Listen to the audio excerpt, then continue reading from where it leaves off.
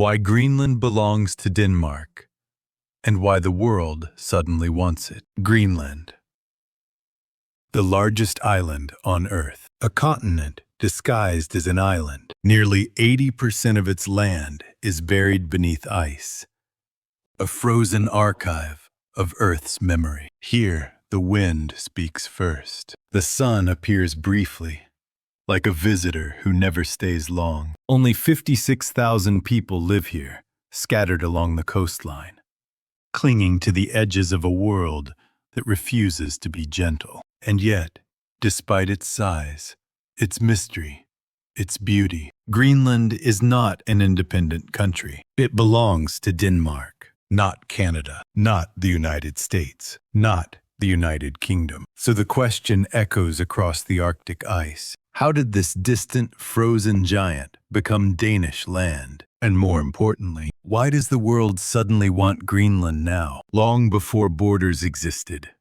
Greenland already had a story. Around 2500 BCE, people migrated from Siberia into North America. Some continued north, following animals, ice, and instinct. They became the ancestors of today's Inuit, masters of survival in one of the harshest environments on Earth. For thousands of years, Greenland belonged to no king, only to ice, sea, and silence. Then came the Europeans. In 982 AD, a Norseman named Eric the Red was exiled from Iceland for murder. 3 years, no home, no future. So he sailed west and found a massive land of glaciers and fjords. When his exile ended, Eric returned to Iceland and did something brilliant. He named the land Greenland, not because it was green, but because people were more likely to move somewhere with a hopeful name. And it worked. During the medieval warm period, southern Greenland was warmer than today. Grass grew. Livestock survived. Norse settlements flourished. Greenland became part of the Norse world. By the 13th century, Iceland officially became part of the Kingdom of Norway. Greenland followed. Later, Norway entered a union with Denmark, forming Denmark-Norway, a single crown ruling distant lands. Then everything collapsed. The climate cooled. The Little Ice Age arrived. Sea routes froze. Farms failed. Trade vanished. By the 15th century, the Norse settlers disappeared completely, leaving behind ruins, churches, and unanswered questions. Greenland returned to silence. In 1721, a Danish-Norwegian Lutheran missionary named Hans Egede sailed toward Greenland. He believed Norse Christians were still alive. There, isolated, forgotten, still Catholic. They weren't. But what he found instead were the Kalalit Inuit. Egede stayed. He learned their language, lived among them, built missions and trading posts. This was not just religion. This was recolonization. Denmark was back. In 1814, after the Napoleonic Wars, Denmark was forced to give up Norway under the Treaty of Kiel. But here's the twist. Greenland, Iceland, and the Faroe Islands were excluded from the deal. So while Norway was lost, Greenland stayed Danish. Later, in 1931, Norway tried to reclaim eastern Greenland. Denmark took the case to the Permanent Court of International Justice. In 1933, the court ruled, Greenland belongs to Denmark. Game over. Legally.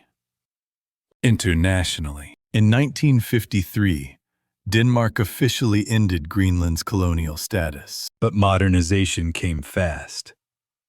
Too fast. Traditional Inuit culture suffered. Decisions were made far away. Voices felt unheard. So Greenland pushed back. 1979.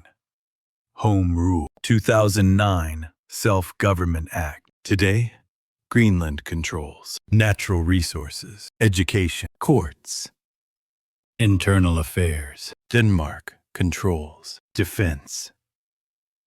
Foreign policy. Greenland stands halfway to independence. Now pause the politics. Look at Greenland Endless fjords carved by glaciers, icebergs glowing blue under the midnight sun, mountains that feel untouched by time. Explorers describe it as the closest place to another planet. Recent expeditions have mapped hidden subglacial lakes, ancient ice cores over 100,000 years old, landscapes never seen by human eyes. This is why filmmakers come here. Greenland has inspired scenes. Interstellar.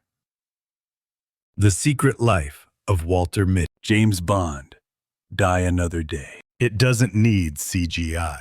Reality here already looks unreal. Greenland is becoming a dream destination, not for luxury, but for meaning. People come to watch whales break through ice-filled seas, hike where no road exists, sleep under northern lights, feel small in the best way. This is not tourism. This is pilgrimage. In 2019, former United States President Donald Trump suggested buying Greenland. The world laughed, but geopolitics didn't. Greenland holds rare earth minerals, strategic Arctic military locations, future shipping routes as ice melts. As the Arctic opens, Greenland becomes a key to global power. The United States, China, and Russia all know this. Trump didn't invent the idea. He just said it out loud. Greenland stands at the edge of history, between independence and stability, tradition and globalization, ice and opportunity. Denmark remains its protector for now. But the future? That belongs to the people who call this frozen beauty home. And the world is watching. This was knowledge served cold. Thank you for watching.